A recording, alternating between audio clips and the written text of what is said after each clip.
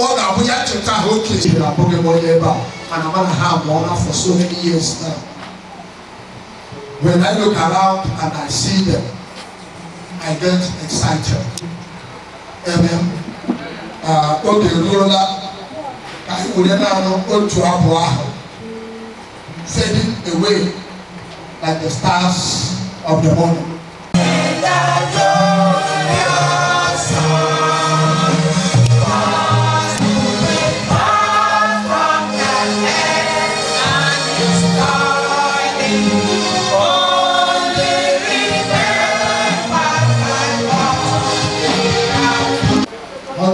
Something years. Here where almost one more or we're going to India. One I am a child who walk here over in Basu. In Amannagwu. All you have to Taliban through Chile who Porono again Abata. Anybody of our Muta said the actor in upon the young also is going to take him millions of money to be faculty. You take a watch. See, I know Chile can respect to Basso, Chile can go on the matter. Chile can go and live with. All I know you believe the body that I'm the way Chile can. Manono Bramari here, Mana Chileke, Manita Kedoya, Chileke Mela. I know the end of this year is not going to see our end. Manita Kedoya Chileke said that you want to do. See to hope I am working. When you are Chileke, to where Kedoya, obviously, Kedoya. Punya Hayen, obviously, Punya Hayen. Chile what are you there? We think it is a privilege. It's not. It's not. Some people will go to bed in the night. Tomorrow in the morning they will not come home. When you get in the game, you are being in the work. When you get a battle, you want to do. When you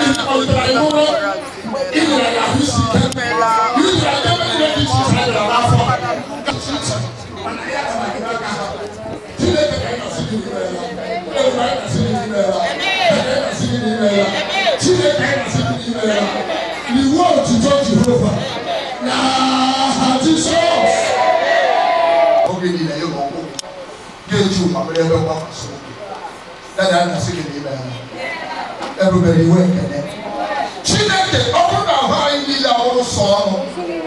Was it again? That is our winter. I am singing email. Everybody working. And then I got my book was in town. And then I got my Kesunola. And then I got my woman down. And then I got my Kanda Madokai. And then I got my Kanda Topai. And then I got my Kipuni Bai. That is, and then I got me heavy.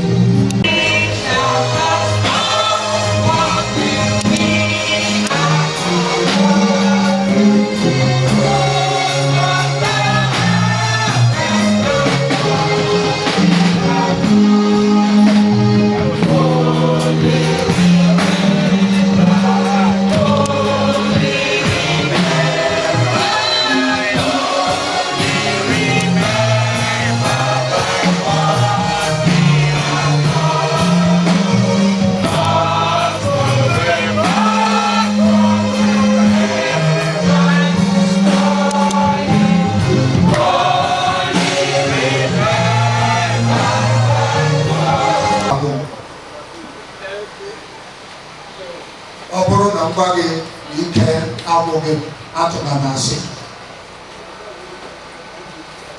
O nwere otu ụbọchị m gatara na-eje na mmiri mebiri elewe onwe m masị otu a ndị ka nwa m na-ebughị ibu mma agbahụ akwụkwọ agụụ ego ọnwụ akpatahụ masị na ọ gara na-ekere nwa na mapụta ha n'ụwa eziokwu ebe anyị na-aga ịga amaghị onye ukwu ebe ahụ amaghị ma ndị gụrụ akwụkwọ ma ndị na-agụ ha akwụkwọ na-eyi tomiti bịa ndị mkpụmkpụ ma ndị ogologo ebe ha ka ha na-ezute ebe ahụ. That place, there is no difference.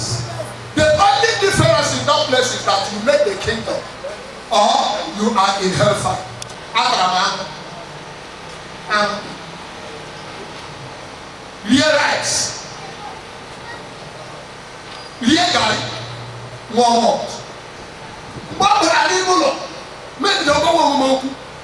My son, I was a child, and I check it. Now, look. Everybody today, I woke up to discover that I am hungry. Man, who turn and do I will be here? Oh, now you want to do it when you hear them. Can do the camp type of sleep. Can do the camp president. Give holy president. I can't get it. God, hold my people in God will enter. And see I did that. And when a mother came to do all that time, I built near the fort. On the car. But he that came from above, that was above all, he became so humble, even to go to the cross, to die for your food. I will be here. Woman, I get better.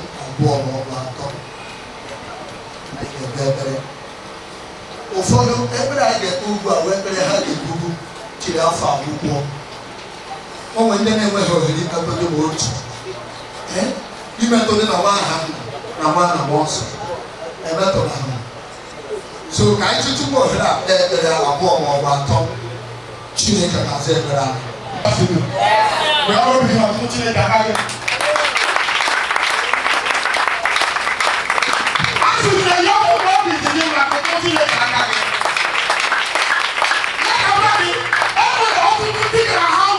This morning, but this today, this 29, I didn't know. Hallelujah. I want you to I want you to go. I want that you are going to do. Come on, I want to make it. Can I come out in that opportunity? I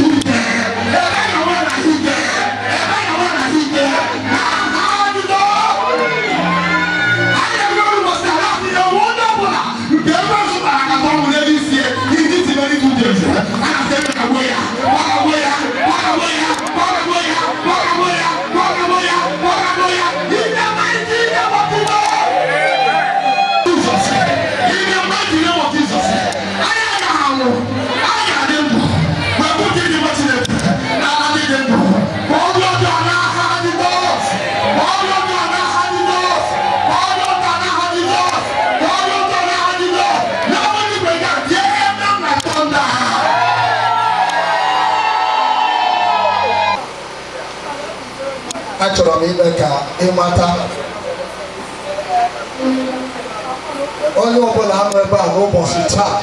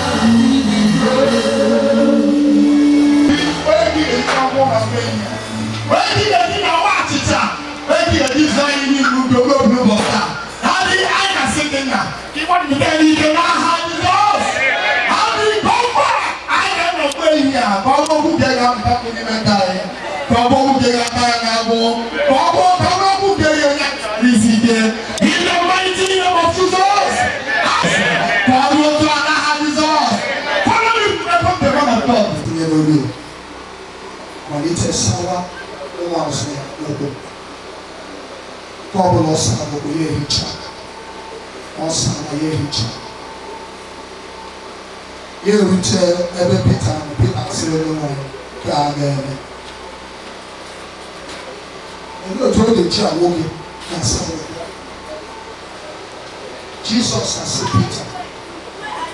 How one of us are open? He will go. Hallelujah. To be frank with you, I don't like answering the hand. Automotive. Isa, when everybody did the opposite. Urata, Cheta. Actually, if I open up this, eziokwo mkpọ ime ihe ncheta, making a memorial. Hallelujah. To make a memorial is very, very important. A boy should not have Iyierioba village. Who Bekee having a time? Hallelujah. Remember, brought chicken. He was only that day. He got up. He said to us that he got us here to come and eat and drink and celebrate with him. But he did not know that we were saved. They said that Orji has given us the one. I was surprised.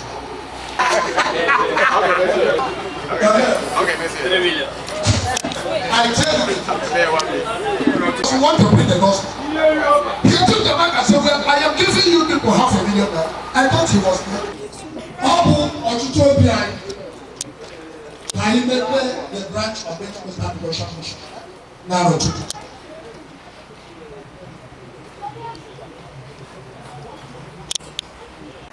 There was something you did for us. We want to open up a branch of the church at Aro-Chukwu. So that every time you come back home, you take your Bible, go and worship God and come back. But when the boy is going to touch, they can't hear a touch of that. I hope the boy we are happy that we are remembering that Orji today. We want to remember other people when they are still alive, not when they are dead. Hallelujah. I want you people to think about it, sir. Thank you, sir. Shall we pray? Shall we pray? I want to make a memorial. I'm going to help you. Don't know why you know. Chief government. If a population of you are never like she don't want to marry him. Everybody. Le Congo give it to you.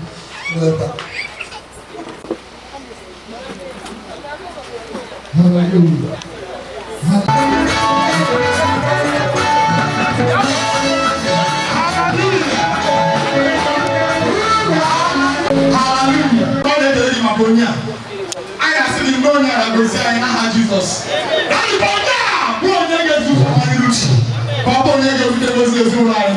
Papa, they go to the Muslim line. Papa, they go to the Roma now for 2023. In the mighty name of Jesus. Amen. The will make us right. Start.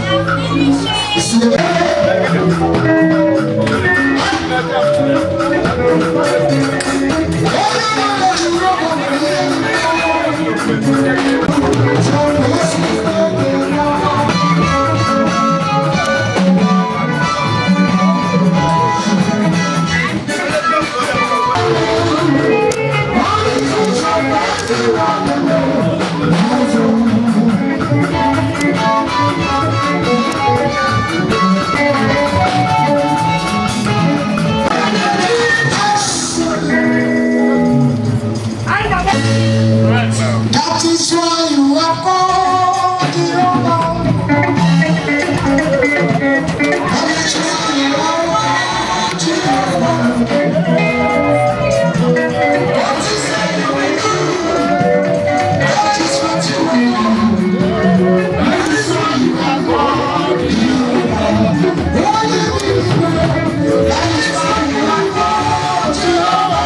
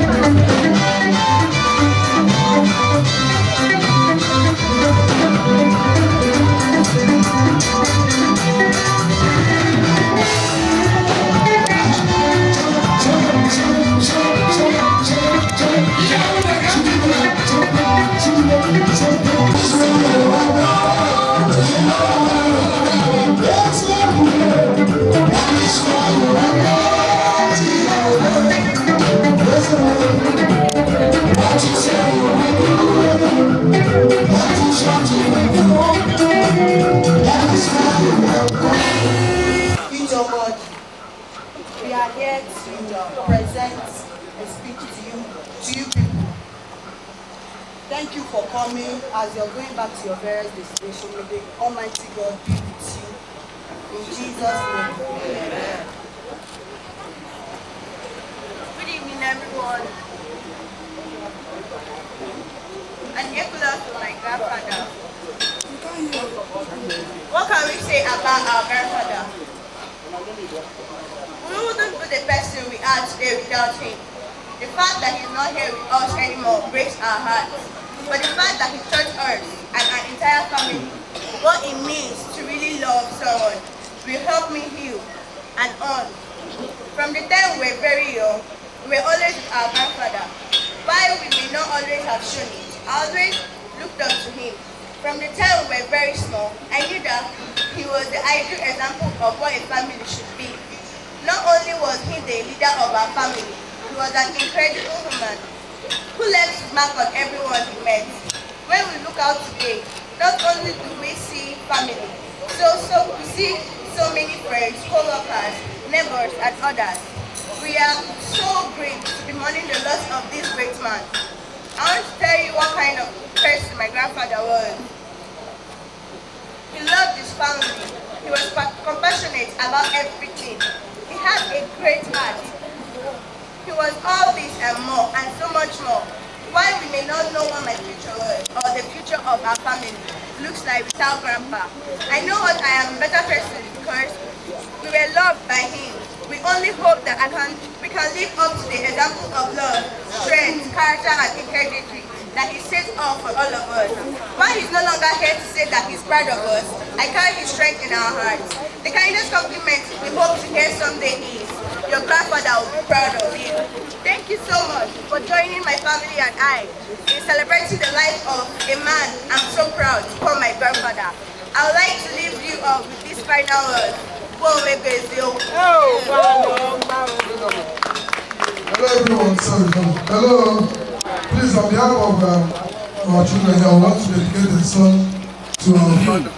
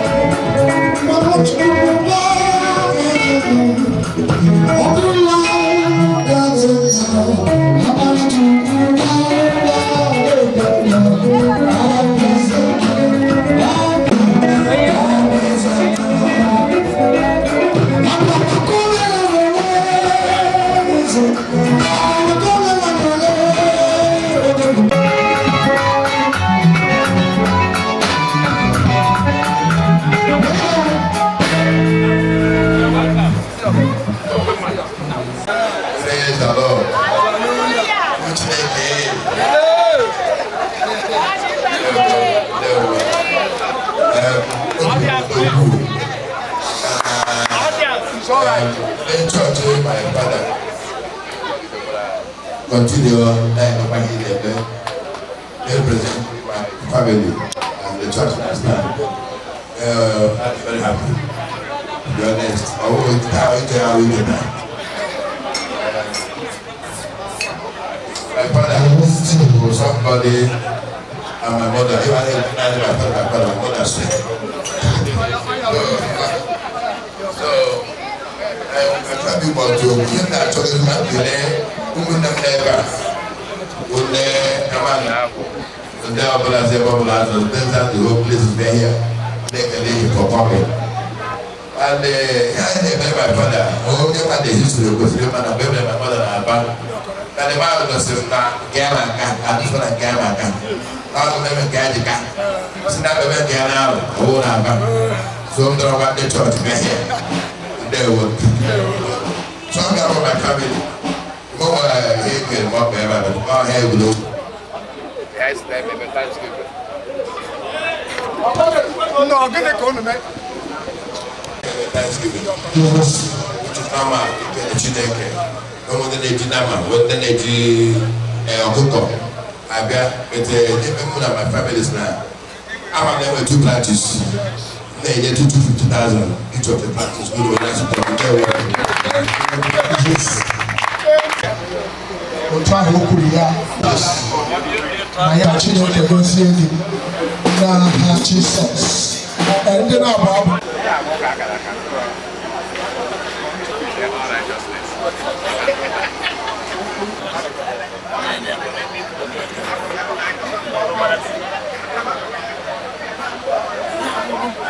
The PG. Good evening, sir. Thank you, sir. There, sir. And you say anything? Mom, I like it. That's what I'm like.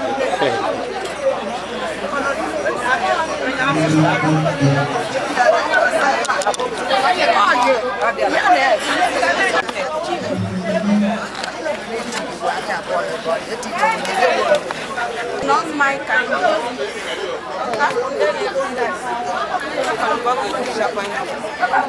I don't know.